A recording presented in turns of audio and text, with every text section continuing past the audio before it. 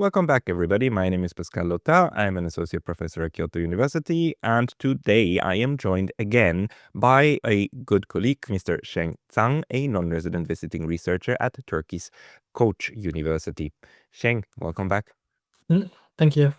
Thanks for taking the time, because we want to talk about China's approach toward the Iran war. And you are one of the analysts who always keeps a very close eye on Chinese foreign policy. Last time we talked, you explained to me the various approaches in China toward the genocide in Gaza. And so 3 weeks ago, two weeks ago, we are now in the third week of the US-Israel-Iran war, the all-out war, the bombing campaigns on both sides, and of course the unprovoked attack on Iran. Yet, however, when there was a Security Council resolution last week that was proposed by the United States and got a significant number of supporting states, that then condemned not the United States and Israel, but condemned Iran's attacks on neighboring Gulf countries. That resolution passed. I never thought it could, because I always thought China and Russia would clearly veto it. Yet neither of the two did. I'm not going to ask you about Russia, but China. Why did China not veto that thing? Yeah, that's actually, like, I was a little bit surprised by that voting as well. And I mean, I also, like, I personally have a lot of critique of that voting, and but I'm just trying to explain, like, what was the rationale behind the Chinese diplomats there, like what they might be thinking about in vetoing and doing this decision without necessarily like defending it in my end.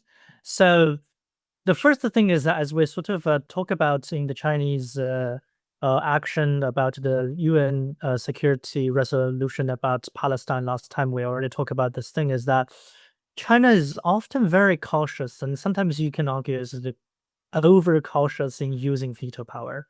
So normally, like, when they use veto power, it means that they're trying to send out a message that even if you guys are going to continue doing this thing, we're going to sabotage the plan. That's normally like what they have been doing. And specifically about this resolution, there's some specific circumstances around it.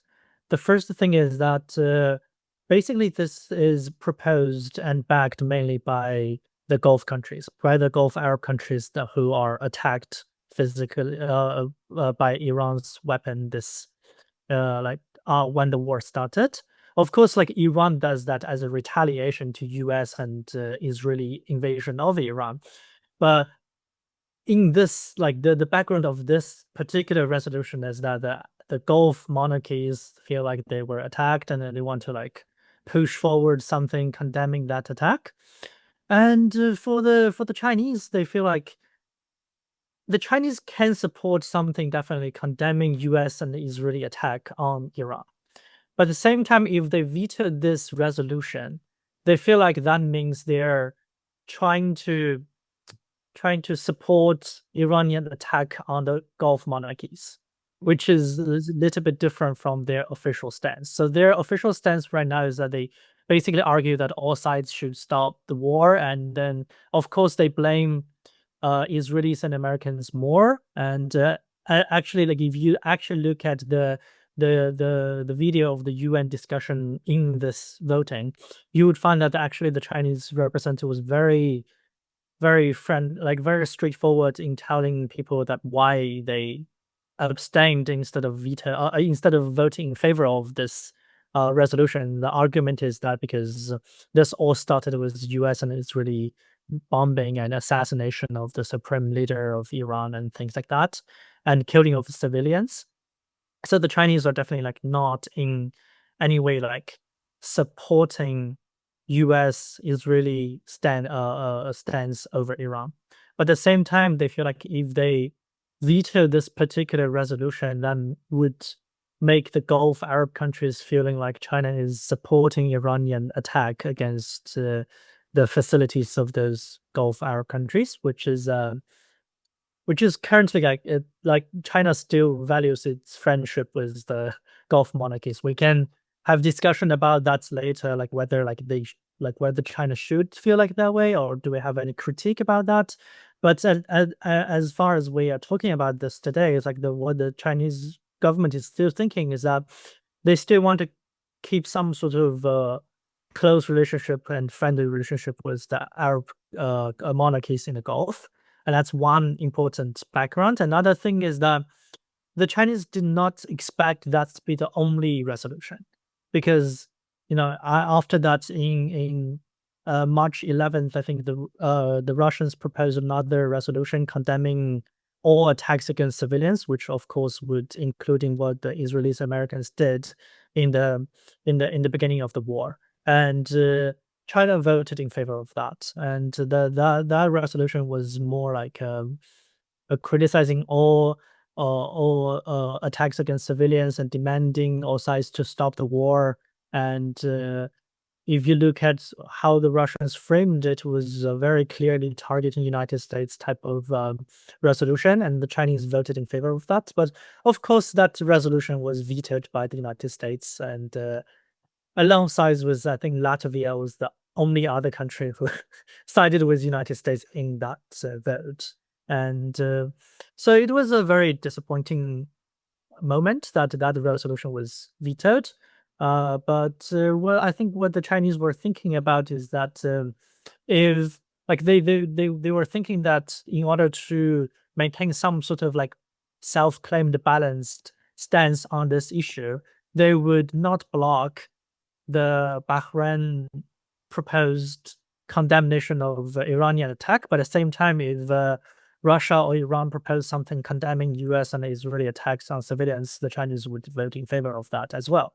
So I think that was the rationale behind their move.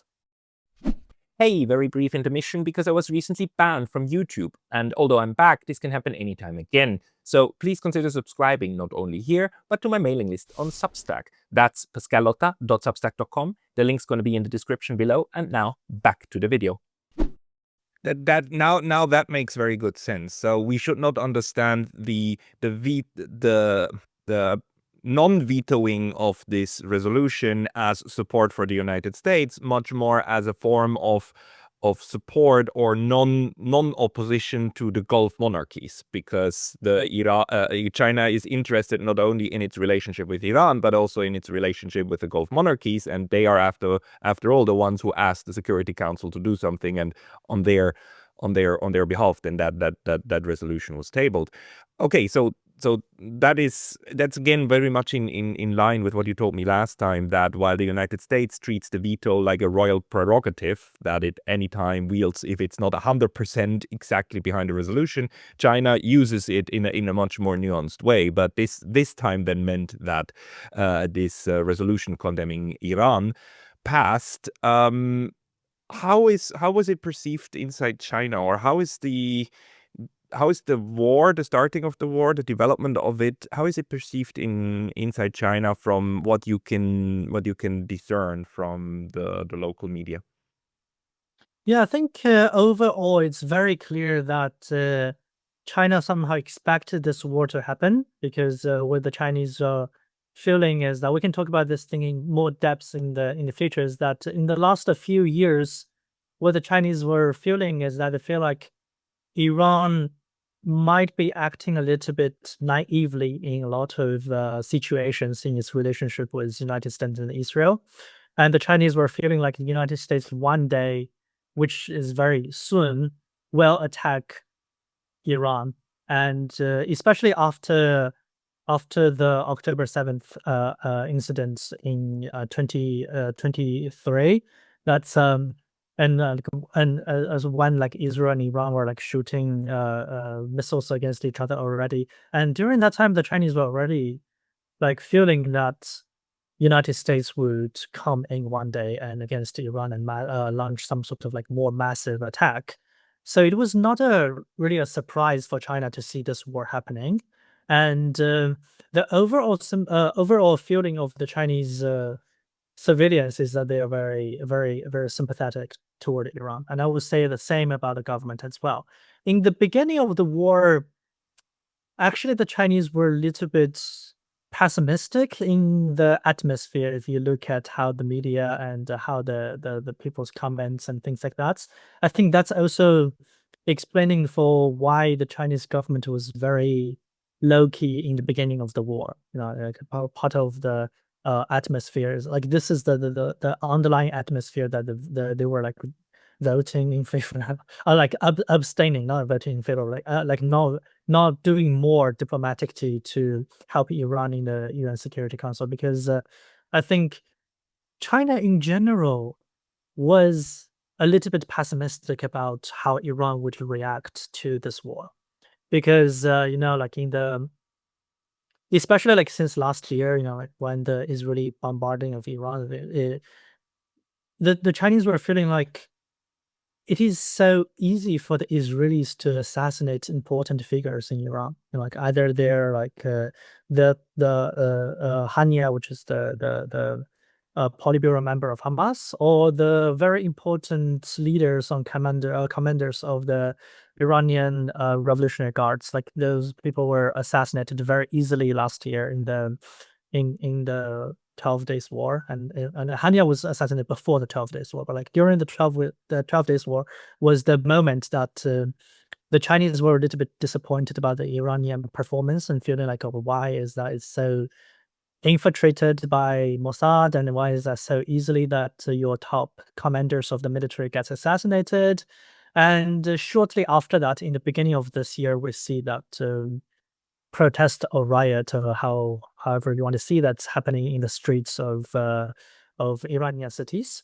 So it gave, like, all of those events gave the Chinese a little bit feeling that, actually a quite strong feeling that they are not very optimistic about how Iran is able to defend itself if the war continues again. And especially like if we talk about the 12 Days War, the Chinese were feeling like, oh, maybe like the Iranians would continue fighting a little more time, but it didn't happen. Like it ended with like 12 days, right? That's called why it's called 12 Days War. So in the beginning of this war, the Chinese government, and then the also like including the society, the public in the society, was initially don't have much of a huge expectation for Iran, and it's not because the Chinese don't like Iran, like it's, I would say it's because they really want Iran to perform well. So they put some expectation and sometimes like imagination, which may not align with the actual situation there, but they put those expectations on Iran and the feeling like maybe Iran should be like doing much more better. And when the war started, they were very afraid that the regime change can easily happen in Iran or something like that, or like because like in the beginning of the day, Ayatollah Khamenei was assassinated. So the Chinese were freaking out about that. They were like, "Oh, like last year, so many people got assassinated, and this year again, the supreme leader gets assassinated. Does this mean that Iran is infiltrated so much that the regime might fall? Are they able to continue fighting?" So that's where the sentiment was like a little bit like freaking out stage. But as we see, like after the 2 weeks right now, like actually in the first several days, especially after Iranians announced that Ayatollah Khamenei was assassinated, the Chinese were noticing that Iran is actually like doing much better than they thought. Right, like when Ali Khamenei was assassinated, but that does not stop Iranian retaliation to U.S. and Israeli invasion. And as so far, the Iranians are actually like self-organizing very well. Like you see, like their military, their Revolutionary Guard is working very efficiently in their retaliation against U.S. assets in the region, and we also like we don't see any, how to say, like the fifth column in the street of Tehran trying to cooperate with U.S. and Israeli airstrikes. Like actually, both Trump and Netanyahu was calling for that, but that thing did not happen. So and also like we like the video of Iranian assembly, like like people's protest in the street against the U.S. after Khamenei's assassination was going very viral in Chinese internet, and people are very happily surprised by that because they were expecting that if Khamenei's death might cause people to lose faith in resistance and things like that. But actually, like what we're seeing is that the Iranian people are coming to the street showing their um, support towards resistance, and we see that the Iranian leadership was also joining them in the street. You see the video of Pezeshkian and several other leaders also like in the Al-Quds Al-Quds Day protest. I think 2-3 days ago, and the all of the things are showing the resilience of the Iranian society against U.S. imperialist invasion, and that thing happily surprised the Chinese audiences. And I think also like one important detail I want to share is that during the first week of the war, Iranian embassy in Beijing published a statement on their official social media account saying that we have received so many calls and emails and contact from the Chinese common people asking us how can they donate money to Iran. And we appreciate your signs of friendship, but we cannot accept the money. So that's the thing they published. And I think that's really showing how the overall sympathy of the Chinese society toward Iran. And similar thing happened with the Palestinians last 2 years, like, during the Gaza genocide.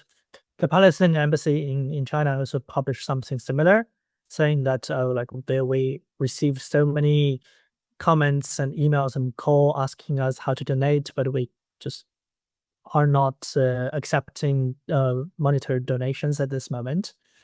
And that's think something that uniquely you would see with the Chinese society's reaction to Palestinians and Iranians. Like for example, like the Israelis never got that.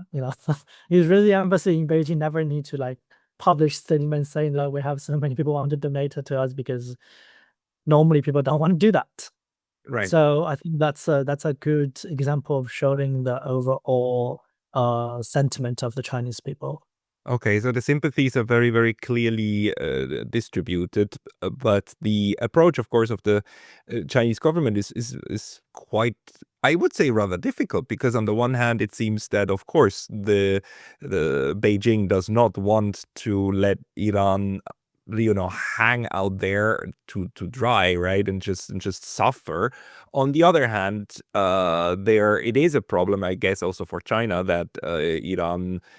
That the war is now impacting the Strait of Hormuz, right? Although by now, I must say, we are talking today on Monday, March 16th. Of course, it's that depends on where you are actually in the world, but by now the pronouncements that we have from the Iranians is that they want to let pass ships of friendly nations and ships of nations that fulfill a couple of checklists. And one of the things we read, although I'm not entirely sure how true that is, on Twitter, is that if ships that carry oil that is traded in yuan, they would let those pass.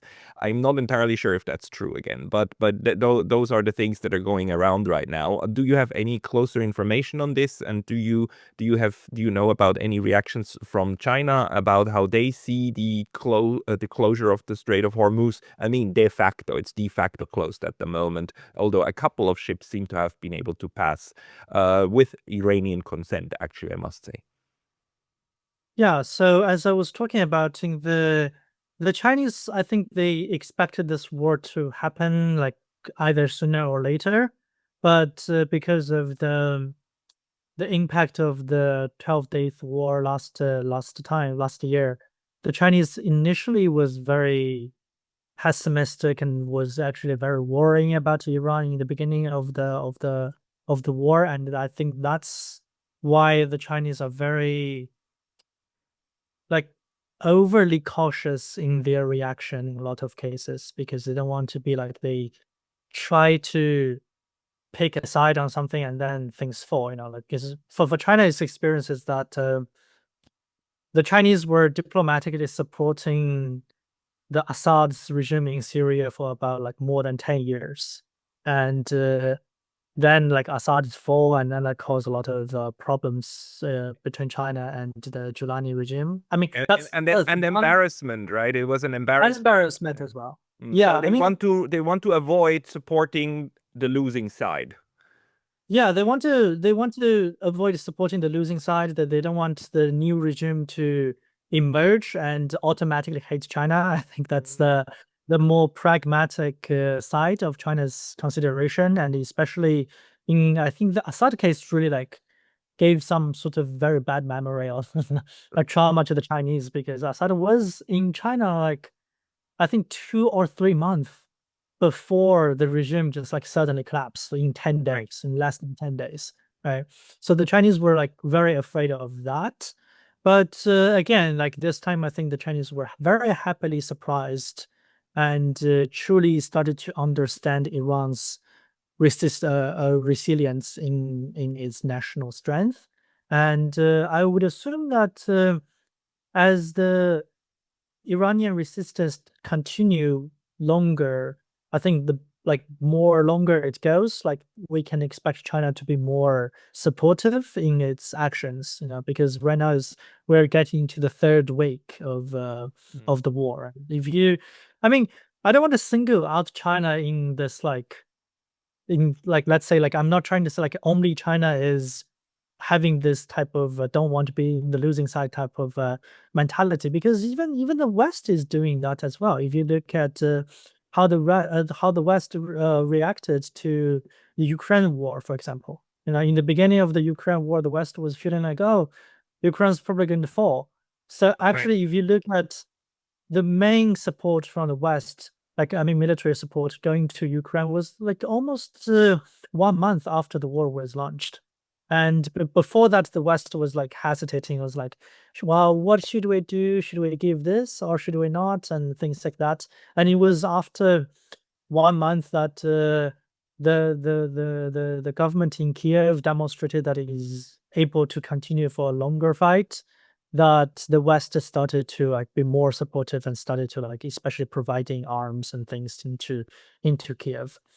So I'm not saying like the Chinese would directly give weapon or anything. I don't have any inside information on that, but my feeling is that like if Iran is able to continue the resistance as it is going in the current stage, maybe like in 3 or 4 weeks. I mean, we're already in the third week, so maybe like either this week or like next week or so, like which would be like 1 month already. You would see that the Chinese diplomatic support for Iran might be get stronger than it was.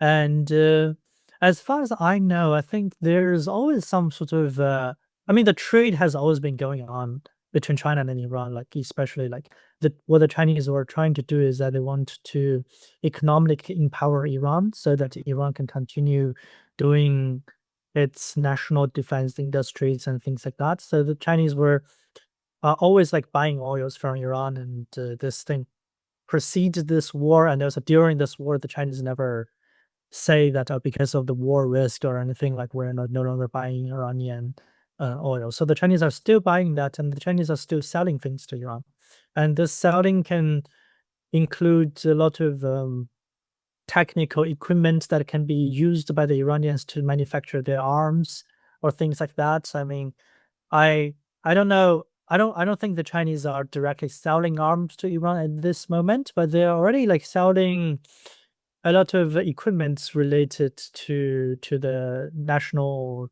industries of Iran, and some also like some other things like could be used by war. Like I don't know if you have seen this thing that the Chinese were selling to Iran right now is that this look like in the same logic of air mattress, you put airs into it and then the thing gets bigger and then to take the shape of a tank or a helicopter or Yeah, something yeah, like that. inflatable tanks and Yeah, yeah, inflatable yeah. airplanes to work as Yeah. decoys, like inflatable Yeah, decoys. yeah, you can put that thing and then like to whisk those expensive missiles from United States or Israel. That's something that the Chinese were selling to them like before the war and during the war as well. And another thing is the drones. Right, China is, as you know, the probably the largest producer of drones in the world, and has one of the leading, I would say, one of the best technologies of drones. And China has been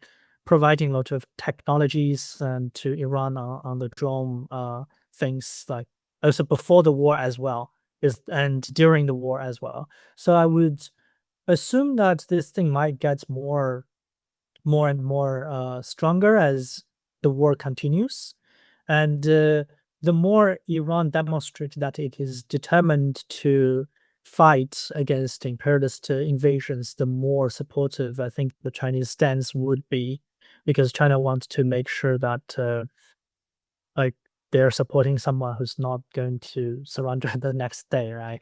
And about the Strait of Hormuz, I think there's a it's important to distinguish, like for understanding Chinese diplomacy. A lot of times what the Chinese do are actually very different from what they say in diplomatic rhetoric. Okay. I mean, Like, for for example? diplomatic rhetoric, you have to always say beautiful things. I mean, the West doesn't do this thing all the time, but in diplomatic rhetoric, you have to always say beautiful things. So that's why it's not surprising to me, and I guess not surprising to a lot of other observers as well, that the Chinese were saying things like, "Oh, we should not block the the Strait of Hormuz, and this is very important," or anything. But it doesn't mean that China disapprove what Iran is doing. It means that the Chinese were just like saying this thing for two reasons. One is to like for its own international image. You don't want to be like the ones who's saying like, yeah, let's block the oil and everything, right? But Right. second thing is that I think this is actually sending out a signal of pressuring the West, or and this West means not only Europe and the United States, but also including Japan as well, Right. which is very depending on oil from the Middle East. What the Chinese were trying to argue is that, see, if you push Iran to the corner, that's what the Iranians are going to do, right? So they're going to block the Strait of Hormuz, and Strait of Hormuz is so important, and we want the Strait of Hormuz to be open, and we have been saying that, but Iranians are not going to listen to that unless the United States and Israel stop its aggression against Iran. So I think that's what that's the diplomatic rhetoric game that China is playing. Is that actually I would think that the Chinese government would want Iran to act as very assertive, and even in some ways a little bit more aggressive in its actions in the region, in defending its own national security, while meanwhile China and Russia would be like playing the diplomatic game, trying to persuade more countries in Europe and maybe Japan and South Korea, like to somehow realize the importance of pressuring the United States and Israel, if that's possible. I mean, whether that's durable is another thing. But I think that's what they want to do, is that they want to play the diplomatic side to pressure those countries in the West to sort of divide the Western camp, so that hopefully some countries in the West can try to pressure the United States and to stop the invasion of Iran or something similar to that. Yeah. Right. So when people said that it's weird that China is kind of just laying back and letting things happen, and other people were saying, oh no, China will intervene in favor of Iran. I mean, both of this is not what's happening. The Chinese are definitely looking very, very closely at this and are definitely encouraging Iran to do more. On the other hand, they have no interest in being directly involved in it. But it must be a very, very instructive period for China, right? I mean, seeing again for the second time in 4 years after the Ukraine war, now where basically a missile war can go And of course, we've seen part of that already in the 12th Day War. But this time it becomes even clearer because this time Iran is going after the United States directly in the entire region, right? So do you think, or did you read any kind of analysis from Chinese observers about what this tells us about the real strength of the US military? And the US military is anything but a paper tiger. But it seems, at least by now, in week number 3, it is not the almighty kind of we can do whatever we want and whatever we please, and we are invulnerable. No, you're very much vulnerable, and if you use asymmetric warfare, these vulnerabilities can be quite a bit exploited. Like, did you read anything in about how China is now trying to learn from this? Yeah, I have read a lot of articles and discussions in the last 2 or 3 weeks about this thing, and I would say that the Chinese were like not really surprised, but like sort of glad to see that actually like the US is performing so badly in this current thing. Because, you know, in the last a few years, that's what the Chinese were thinking. Like over like there's a lot of very serious military experts and researchers like they specialize in those fields. Then their argument is that the decline of US superpower is much quicker than we ever expected. It is very, very quick comparing to like historically, if you look at those like historical superpowers, like how long have Britain been there like for as a superpower? Like that was a very, very long time. But United States was I would say the most powerful time of the United States was probably from 1991 to early 2000s, and that was the peak of US power. And right now we're only less than 20 years from the Iraq war. But still, like we see that United States is no longer as powerful as it was. And in the last couple of years, the United States was not even able to take out the Houthi militia or when the Red Sea crisis happened. Right, so the feeling is that the United States is definitely going in the decline, and with the U.S. kidnapping of Maduro, that's like sort of like the pro-US voices started to re-emerge again, saying that, oh, see, the United States is still able to kidnap important figures. But with what the United States is doing to Iran right now and how the Iranians I would say very efficiently fighting back, demonstrating to China is that the Chinese analysis that the United States is declining militarily is not a wrong judgment. It's actually a very correct judgment. Mm. And it demonstrates that maybe the United States is still able to do small special unit type of actions such as like kidnapping Maduro.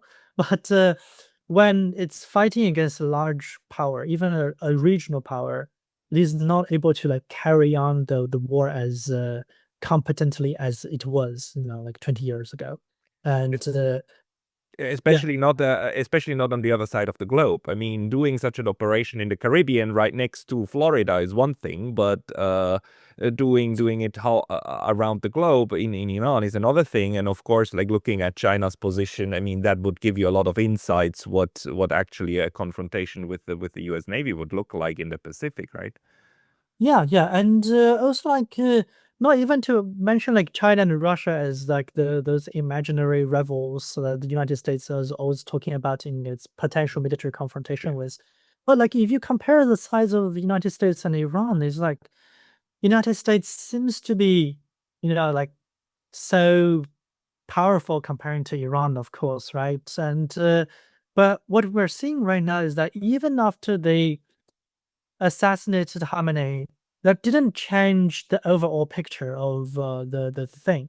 And Iran has been demonstrating a very efficient capacity in retaliating against US assets in the region, and United States is not able to protect all of those Arab Gulf monarchies that which are the allies Yeah. of the United States in the region, right? Yeah. United States is not able to do that, and I would also want to emphasize one thing is that the significance of this war is going to be very profound. And I would say it has done one thing that is more profound than the Russian-Ukraine war as a sign for our future, is that I would say since the early 2000s, there was this sort of a norm that is something that is not like frankly talking about, but like everyone have this like unconscious norm that a third country can provide a base to the United States, and the United States can use this base against another country, against its rivals in the region. And then this country hosting United States can play the neutrality card, saying that, oh, I'm neutral, I'm not picking sides. This is just United States using its base, and you cannot retaliate back to me. And if you look at that's what happened with the US invasion of Iraq, for example, right? Like Saddam was not able to like say like, oh, like US is using bases in the neighboring countries, so I'm going to like shoot at those countries and as a retaliation. That was not what is happening. And so that establishes some sort of unconscious norm in international relations. Somehow, like you can play that innocent card while United States is using your territory as the base against another country.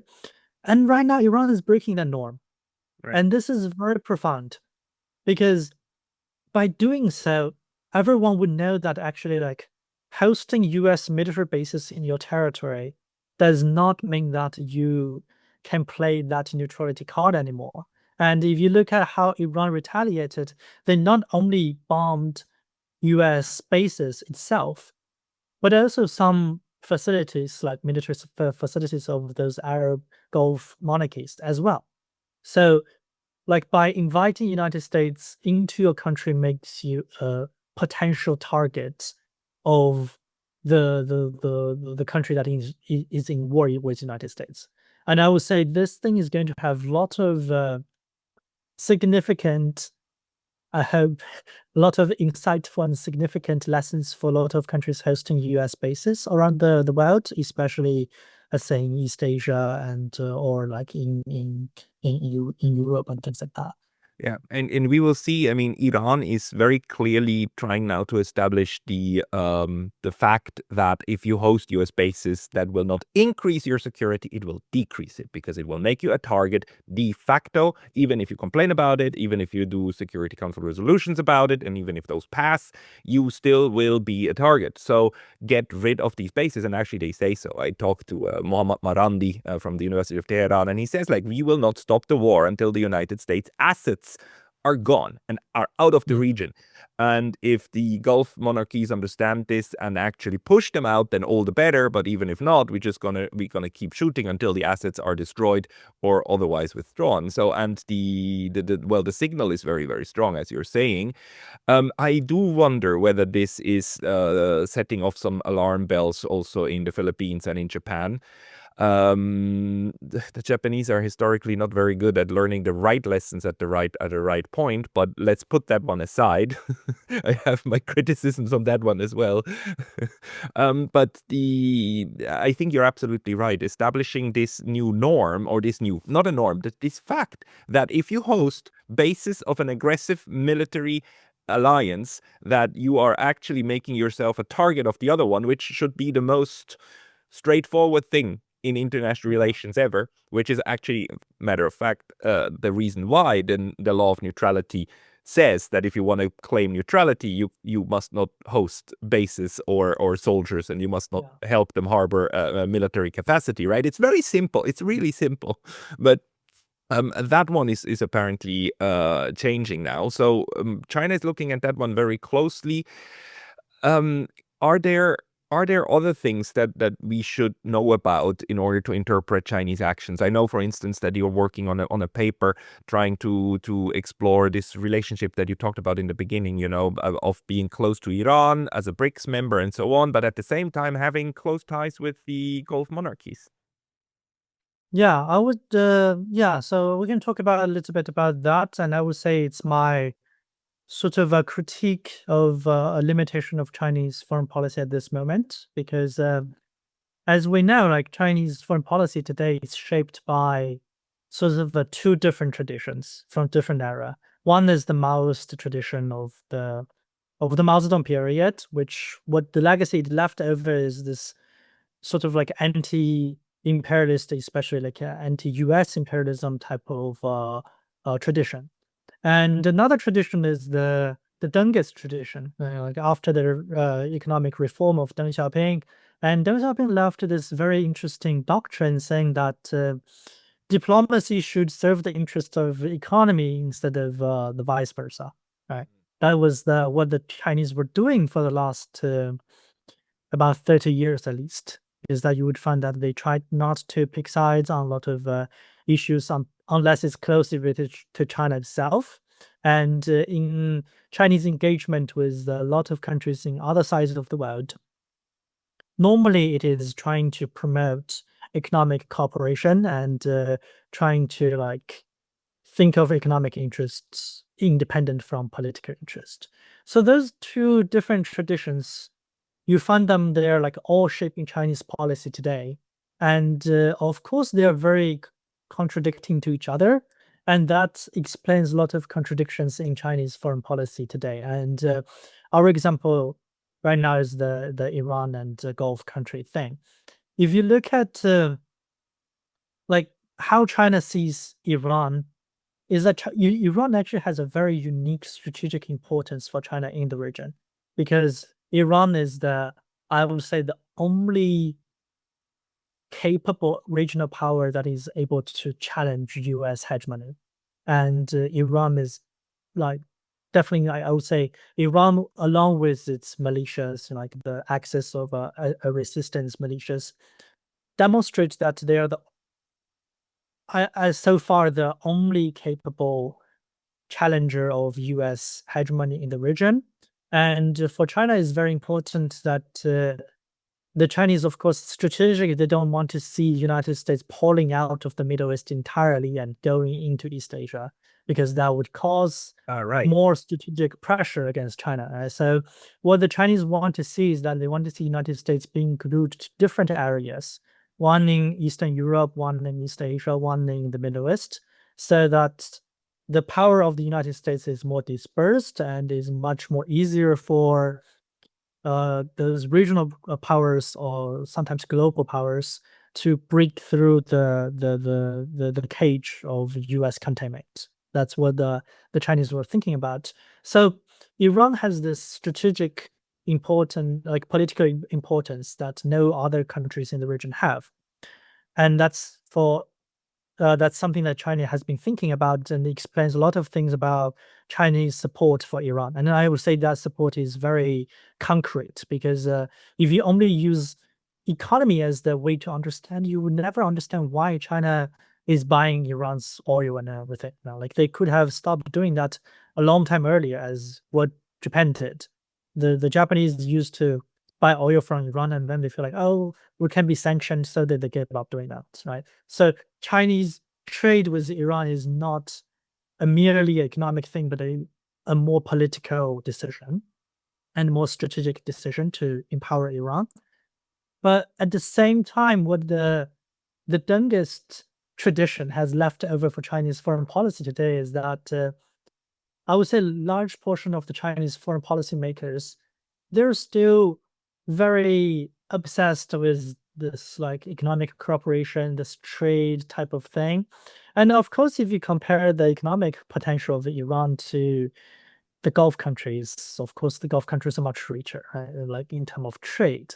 So you find that from the like economically, China in the region is more closely connected to Iran's regional rivals, which including the Gulf Arab countries, especially Saudi Arabia and UAE, and also Israel before the Gaza war. Like during the Gaza war, China-Israel diplomatic relationship gets into a very huge problem.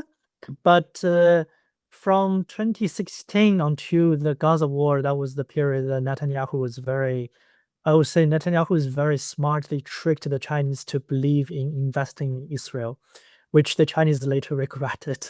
But during that time, the Chinese were like tricked by Netanyahu to feel like it's safe to invest in Israel. So there was this close trade with Israel as well. So this so I would say that there is a contradiction or paradox of Chinese diplomacy in that region, in the region of Middle East, is that politically we are more closely aligned with Iran in some sort of, even I would say, some sort of like de facto quasi-alliance type of relationship. But economically, we're very closely connected with the Gulf monarchies and used to with Israel as well. And that caused a lot of tensions in China-Iran relations in the last a few years. Actually, like one of the largest tension was in 2020. In 2020, there was so like China hosted this thing called China Gulf Cooperation Council, which Right. was Yeah. the first one housing Riyadh. And Xi Jinping went there and he signed this statement, which in that statement, somehow China recognized UAE's claim of territory over the three islands, the three islands that are in territorial dispute between Iran and the UAE. And somehow, I know what the Chinese were thinking about, but they somehow recognized that, and that caused a huge reaction from Iran. Iran summoned the Chinese ambassador in protest, and the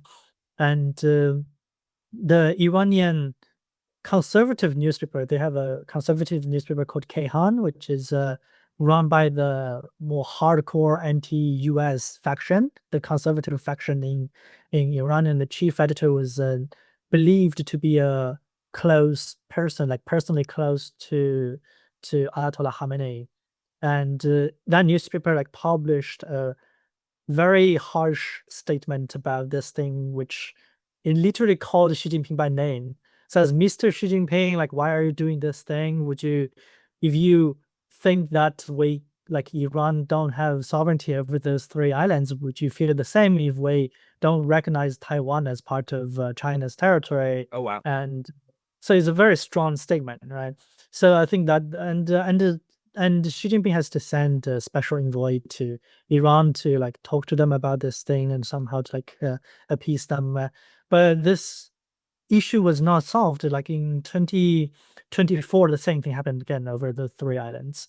Is that somehow the Chinese were fine with UAE claiming it, and that harmed a lot of like feelings, like nationalist feelings from Iran. And so I would say that's a sort of like contradiction of China's engagement in the region. And another thing, importantly, is that China, as you know, is a very it's a one party country that the party has um, the party controls the gun, right? Not the gun controlling the party. So that's how the Chinese understood politics. They understand that whoever is in the capital, who is in the government, should be able to control the gun. So they made a mistake. I personally argue that it's a mistake that China has been only developing relationship with the Iranian government, not with the Revolutionary Guard.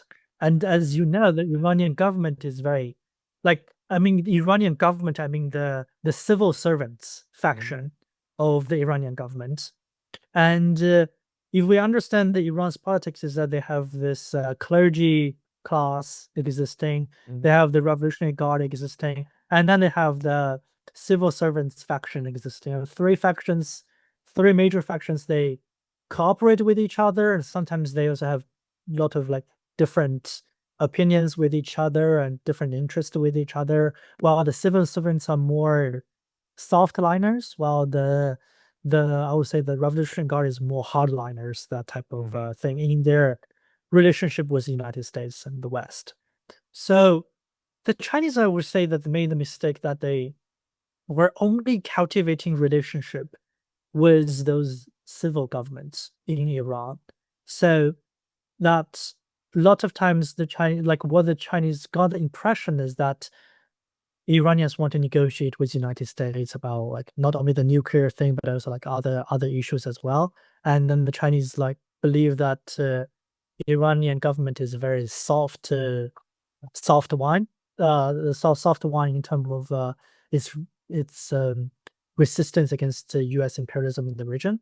And I would say that contributed to as we talked about in the beginning of the interview, is that the Chinese were a little bit too pessimistic to think about like how Iran would retaliate to U.S. invasion. Is because the people in Iran that they have contact with are always those reformist or pro-West type of faction, right? And China does not really have contact with that close of contact with the Revolutionary Guard, and also don't have any like real contact with those pro-Iran militias in the region. Like if you look at China's relationship with Lebanon, it's always with the government in Beirut. Right, the Chinese were don't have any contact, real contact. Now, of course, they sometimes they will sell drones or whatever things to different factions, but like diplomatically, they don't have a normalized, institutionalized channel of communication with those pro-Iranian militias, like let's, for example, Hezbollah, or for example, the Houthis. Right? It's always that they talk to the civil servant government of Beirut, or they talk to the so-called government in exile of the Yemeni regime in Riyadh. So the information you get would be very different from the the actual situation in the ground. And I would say that's a real problem that's still haunting Chinese foreign policies in the region. And yeah, so like as I talk about, like I wrote this thing in an article. The article is coming out soon on this journal called Asian Perspectives, hosted by Johns Hopkins University and edited by the Center for Asian Studies of Koç University in Turkey.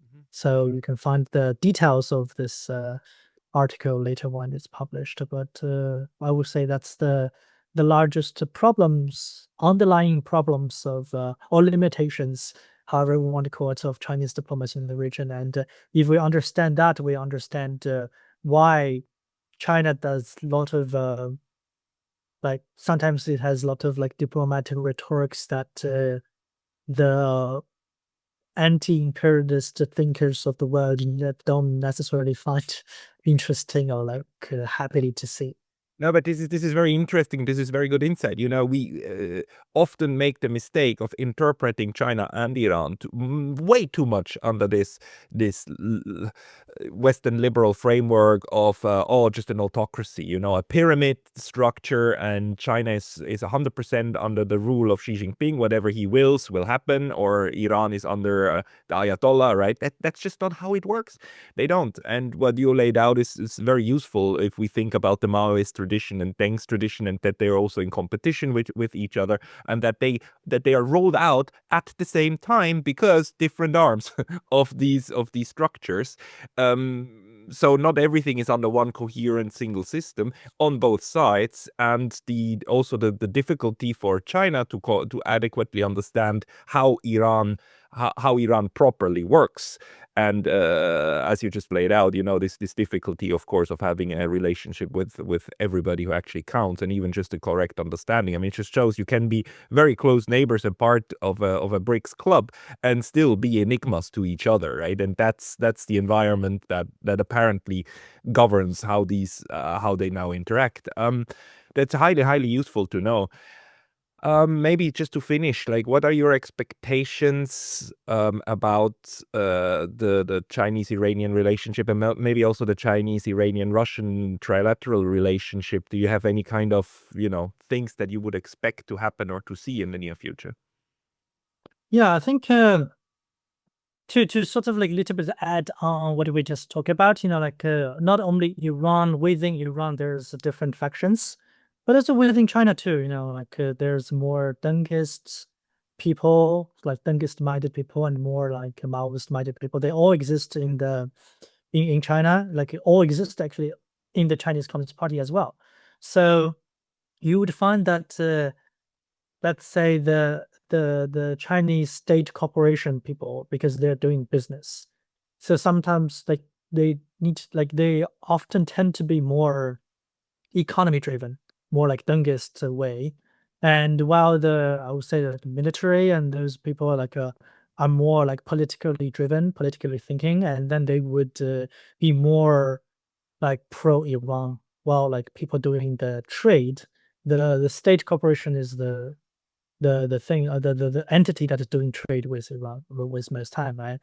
They are the more like soft liners, and I would say that also probably gave Iranians a bad impression of China as well. Just like what we say that the soft liner faction in Iran gave China an impression that Iran is not that serious and anti-US, and I would guess that there's like soft liner against factions, which many of them are state corporation people, might have given the Iranians a feeling that China is very soft in this shared struggle against U.S. hegemony of the world. That's what my feeling is.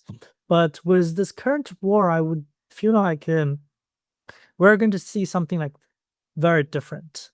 So first, I imagine that the Iranians would continue resisting, and I'm more optimistic than most people in China about this issue, and I believe that Iran is going to demonstrate to rest of the world, including China, that it is very determined in this struggle against the U.S.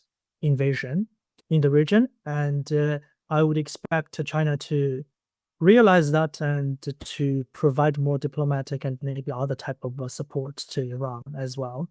And also another thing is that I think with the war in Ukraine already going on, and right now we see Iran is also like pushed to the corner, and this war has begun. Like there's no one who's able to take pressure for China anymore, you know. Mm. So it's just a matter of time that the Chinese will feel like they were pushed to the corner as well, like one day or another. And Is it something that's in the air that's like, okay, we are probably next? Is that so? Is that an yeah, yes, understanding that there definitely. is in China? That's what people are believing. People are like, I would say that in all like three countries, Russia, Iran, and China, like all three countries, you would find the more hardliners and then the more softliners. And their main difference, I would argue, is that maybe the softliners are they're not like people who say like we should totally westernize, but they probably like are people who argue that maybe like in other places they would go to war with United States first, so that we have more time to prepare. You know, like that type of idea. It's like, oh, maybe like if we waited for a little while and Russia is going to have a conflict with the West first, so that we have several more years to build up our military. I believe that's many people in the Chinese, Russian, and Iranian governments, like the softliner factions, were thinking about like in this triangle relationship, like before this all of those masses happened, right? But now with what is happening is like you see like the war is already pushing the diminishing of those softliner factions in Iran and in Russia already. And I would expect the same thing to happen in China very soon, is that the Chinese would feel like, oh, we're the next, and they are the next. We are the next. That's what I believe.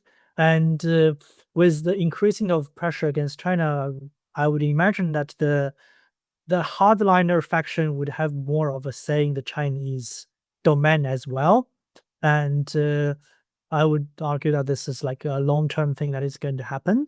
And so we can expect more of a real deepened cooperation between China, Russia, and Iran. A lot of cases, I would imagine that the Chinese and Russians would send some sort of support to Iran, either diplomatic support for sure, but also like maybe some other type of technology support or Technical anything. assist, Maybe they're already doing that, as you see that intelligence. Iranian missiles are doing very well. Like they You're right. definitely like either using the Russian satellite system or the Chinese satellite system. I don't know which one they're using, but they're definitely using one of those two already, or maybe both of them.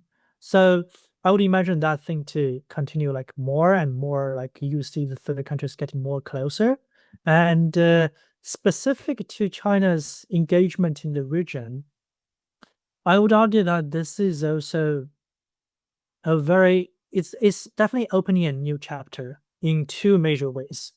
First, like in terms of the Chinese perception, the thinking of the region, I would feel like China right now is going through a stage of really understanding what Iran and its axis of resistance is doing in the region. You know, this sounds a little bit crazy because this thing has been going there for like more than 10 years.